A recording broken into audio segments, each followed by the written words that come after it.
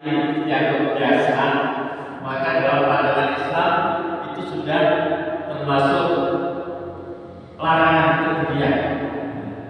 Itu gitu. Semua budaya, semua ragam kehidupan manusia masuk ke dalam smartphone kita, sehingga kita dihadapkan pada free market values, pasar bebas nilai. Maka yang dibutuhkan itu adalah ada semua. Jadi kita mau belajar apa saja bisa. Nah, ini kemajuan teknologi di bidang komunikasi. Jadi kemajuan teknologi itu pertama di bidang komunikasi. Komunikasi itu sekarang tanpa batas. Kita bisa telepon di belahan manapun, dan itu selisih. Saya pernah waktu di Amerika jam 12 malam di telepon anak saya, ternyata di Dubai itu jam 1 siang, selisih 11 jam. Nah, saya kaget, kenapa dulu telepon, ternyata dia menganggap siang, selisih 11 jam. Jadi langsung. Nah, tidak itu saja, komunikasi sekarang itu apa yang disebut dengan video call. Jadi berkomunikasi tidak hanya suaranya, tapi bisa melihat wajah. Ya, anak saya Bandung Pak, ya setiap hari bisa melihat wajahnya, bisa melihat cucu saya. Dalam komunikasi. Dalam bidang aplikasi bisnis, sekarang iklan apa saja itu bisa kita lihat Pak ya. Ibu-ibu kadang-kadang pesan apa saja itu buat iklan segala macam, apa produk perusahaan itu bisa kita lihat saat berbeli. Itu di bidang aplikasi bisnis. Kemudian di bidang finansial teknologi itu ibu-ibu, bapak mau transaksi keuangan tidak harus keluar rumah. Ya. Cukup dari HP, beli uang atau kirim uang bisa. Itu finansial teknologi.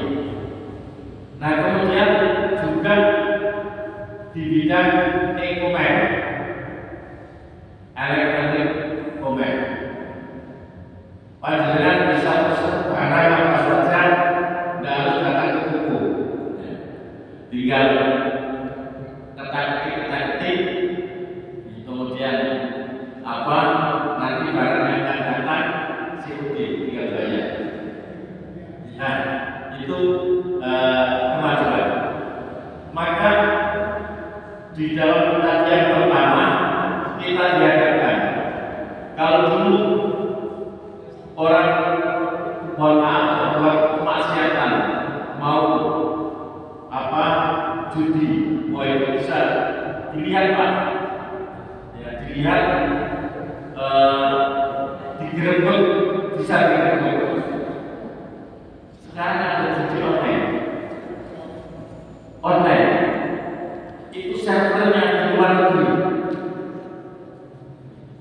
yang diblokir oleh pemerintah satu, muncul ya judi-judi server yang banyak, jadi diblokir terus, dan itu bisa dilakukan di dalam kamar. Anak-anak bisa juga melakukan judi yang itu triliunan setiap tahun, jumlah uang yang masuk ke judi.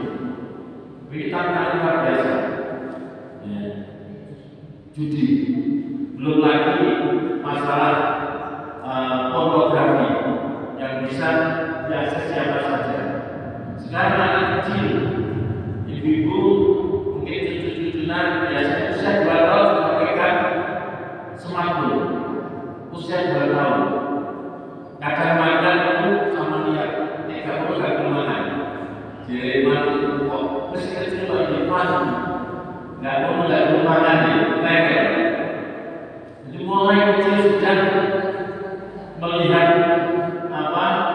smartphone dan bisa mengoperasikan dia apa saja mulai kecil. Itu tantangan yang pertama. Bagaimana memilah dan memilih. Nah, Allah Subhanahu wa taala berfirman, ini kita kaitkan dengan firman Allah. Ya ayyuhalladzina amanu qu anfusakum wa ahlikum waktu Tuhan sudah bicara alaiha malaikatun bilalun sidratun layak sunallahu ma'amarum bayak al-namayam. Ini surat Taslim ayat 6. Ya ayyuhalladzina amanu wa orang yang beriman ku anfusakum wa ahlikum jagalah dirimu, jagalah keluargamu dari siksa neraka. Waktu Tuhan Rasul bicara yang bahannya manusia dan batu. Alaihi wasallam bila bersidat penjaganya malaikat yang sangat sadis. Malaikat bila bersidat sallallahu alaihi tidak pernah melanggar perintah Allah. Layak sunnah ma'amur wayak nama yang malu dan akan mengerjakan apa yang diperintahkan. Perintahnya Allah siksa orang-orang ini sadis-sadisnya, itu perintah Allah. Dan di dalam Al-Quran menurut Mufasir itu ayat yang paling sadis siksa di neraka itu adalah semakin lama semakin berat. Ya kalau orang membuat api unggun banyak terus dibakar, susu kan apa? Tahu mati, asal ulang-ulang. Tapi siksa neraka kebalikannya, tambah lama tambah berat terus. Nah itu karena itu maka tantangan yang pertama ini adalah kita masing-masing punya kewajiban menyelamatkan diri kita dan keluarga kita dari siksa neraka. Sehingga kita sadarkan anak-anak kita, cucu-cucu kita, jangan sampai kemudian karena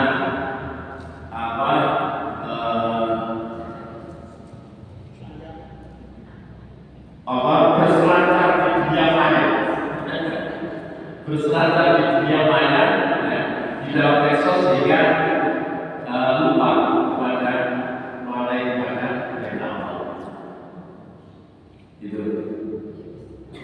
Yang kedua,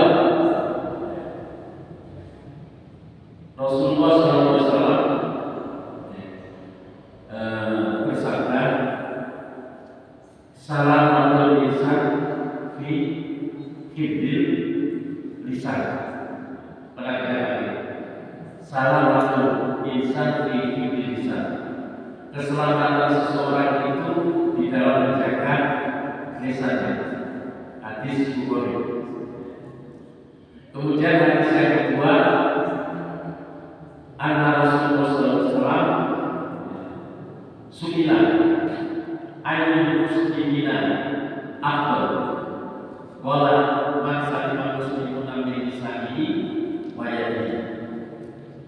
Hadis yang kedua, Rasulullah ditanya, ya Rasulullah, manusia yang paling mulia itu mana? Yang paling baik apa? Maka dijawab, man salima muslimuna min lisanihi wa yadihi, yaitu seseorang yang orang Muslim selamat dari tangan dan lisannya. Ini 14 abad yang lalu. Selamat dari lisan itu dari ucapannya yang jelek yang bisa melukai perasaan. Selamat dari tangan dari pukulan itu. Tapi sekarang selamat dari tangan ini tidak hanya pukulan. Di era digital sekarang ini semua pakai tangan. Ketika pakai komputer, ketiknya pakai tangan. Mau kirim surat elektronik pakai tangan. Mau berselancar di dunia maya pakai tangan. Mau kirim WA pakai tangan. Mau lihat TikTok, Instagram, ataupun YouTube, semua pakai tangan. Kecuali kalau yang seperti ini dimasukkan YouTube, itu mulut ya. Tapi kalau kirim berita, kirim apa, pakai tangan. Nah, Allah Subhanahu wa Ta'ala berfirman di dalam surat Al-Hujurat ayat 6. Surat Al-Hujurat ayat 6. Nanti bisa dilihat. A'udzubillahi minasyaitonir rajim. Bismillahirrahmanirrahim. Ya ayyuhalladzina amanu in ja'akum fasiqun binaba'in fatabayyanu an tusibu qauman bijahalatin wa tusbihu ala ma fa'altum nadimin. Wahai orang-orang yang beriman, jika datang seorang fasik memberi kabar kepada kamu, maka perhatikan dengan sungguh-sungguh. Tabayun, cek dan dicek. Jangan sampai kamu melimpahkan suatu musibah kepada kaum karena kebetulan langsung kamu ambil yang besar. Surat Al-Hujurat ayat 6. Jadi ini panduan. Semua berita-berita yang ada di dunia medsos, baik itu melalui YouTube ataupun melalui WA, melalui TikTok, melalui Instagram, semua media sosial yang datang kepada kita belum tentu benar. Ya kadang benar, kadang itu buat ayat. Maka firman Allah Subhanahu wa Ta'ala ini sangat-sangat tepat dalam menghadapi era digital sekarang. Harus berita itu harus kita cek dulu, kita tabayun dulu. Kadang-kadang mohon maaf karena semangat untuk nge-share, begitu ada berita yang baik di-share, ternyata ini hoax, berarti menyampaikan hoax berita yang tidak benar. Itu ya. Jadi hoax diceritakan, maka itu harus dicek dulu, dicek dulu. Kalau memang benar baik, maka dengannya untuk amar ma'ruf nahi munkar disampaikan. Itu sehingga orang lain bisa melihat maupun membaca, atau itu dengannya untuk amar ma'ruf. Tapi yang itu banyak kasus-kasus Pak, karena kurang hati-hatian di dalam menjaga tangan. Tadi Rasulullah menyebutkan yang terbaik yaitu yang orang mungkin selamat dari tangan dan mulutnya. Nah, banyak orang-orang yang trigger di dalam menjaga tangannya ini dalam kondisi marah, membuat WA, kemudian dikirim artinya apa? Jadi kasus pidana. Ya, karena apa? Pencemaran nama baik, banyak pencemaran nama baik, atau melanggar undang-undang ITE. Ya, maka itu hati-hati peringatan Rasulullah dan firman Allah ini sangat-sangat relevan di dalam menghadapi dunia digital sekarang. Kalau tantangan zaman Rasulullah tadi berperang dengan orang-orang kafir, berperang dengan orang kafir. Kalau tantangan kita sekarang itu setiap saat kita bisa melihat budaya-budaya luar yang itu pakaian ini dianggap mereka biasa, memang begitu. Kita tidak terasa melihat kota di Eropa, ya. Ternyata orang-orangnya semuanya minim, ya. Dan memang kehidupan di sana, real kehidupan di sana. Nah, ini adalah mengulangi nilai-nilai pasar. Jadi tantangannya itu adalah menjaga tangan, menjaga lisan, kemudian juga itu apa? Kemudian tantangan yang ketiga, seringkali ujaran kebencian, ghibah, saling menyalahkan. Padahal Allah Subhanahu wa taala berfirman di dalam surat Al-Hujurat ayat 12. A'udzubillahi minasyaitonir rajim. Ya ayyuhalladzina amanu istanibu katsiran minadh dhanni inna ba'dadh dhanni ismun wa la tajassasu wa la yaghtab ba'dukum ba'dhan ayyuhibbu ahadukum an ya'kula lahma maitan fakarihuhu wa taqwa wa taqwa. Ini panduan, ya. Jadi ujaran kebencian dibahas. Yang dalam nama bahwa yang iman istanibu katsiran minadh dhanni inna ba'dadh dhanni. Jauhilah prasangka, karena sebagian prasangka itu dosa.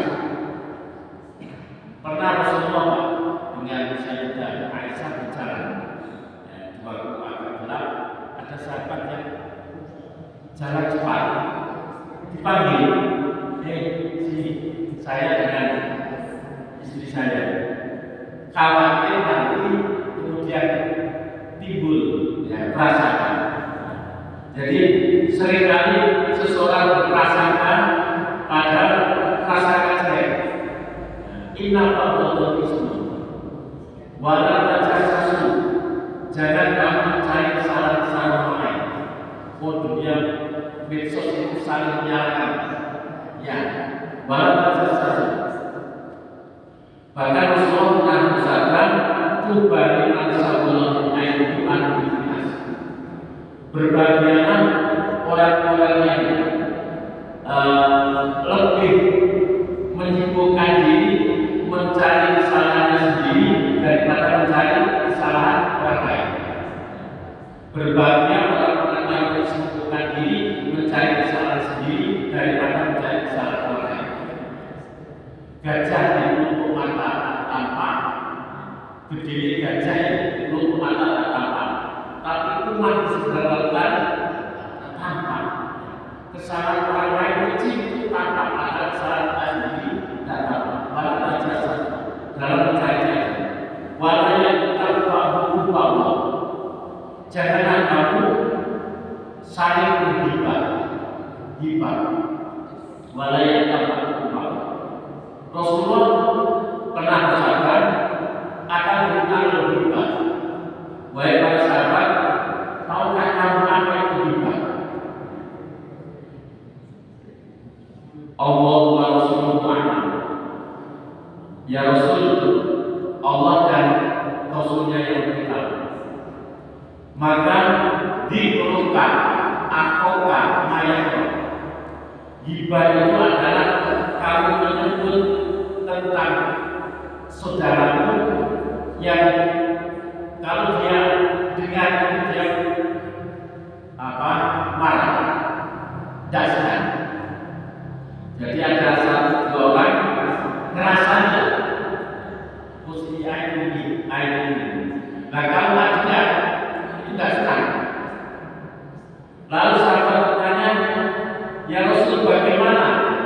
jika yang diomongkan itu benar. Jika yang diomongkan itu benar. Kalau yang diomongkan benar, itu namanya hibah. Kalau yang diomongkan tidak benar, itu namanya fitnah. Itu yang kedua.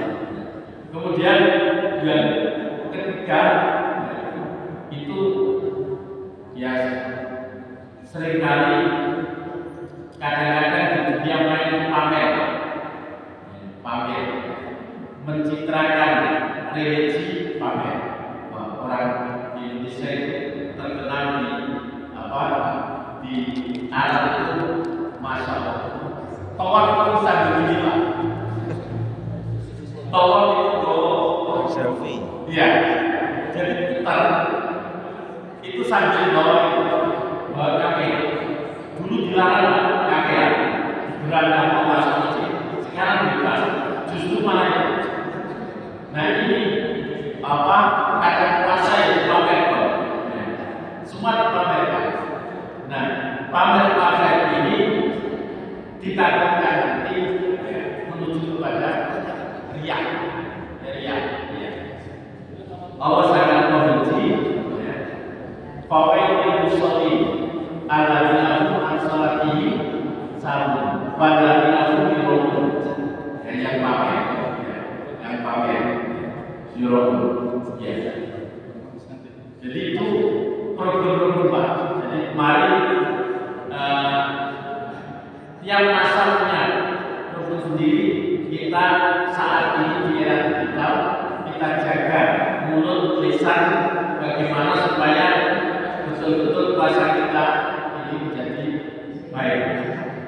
Lalu bagi ya kita mohon kepada Allah mudah-mudahan selama Ramadan sehat dan kita betul-betul bisa melaksanakan puasa dengan baik sehingga diampuni segala dosa-dosa kita.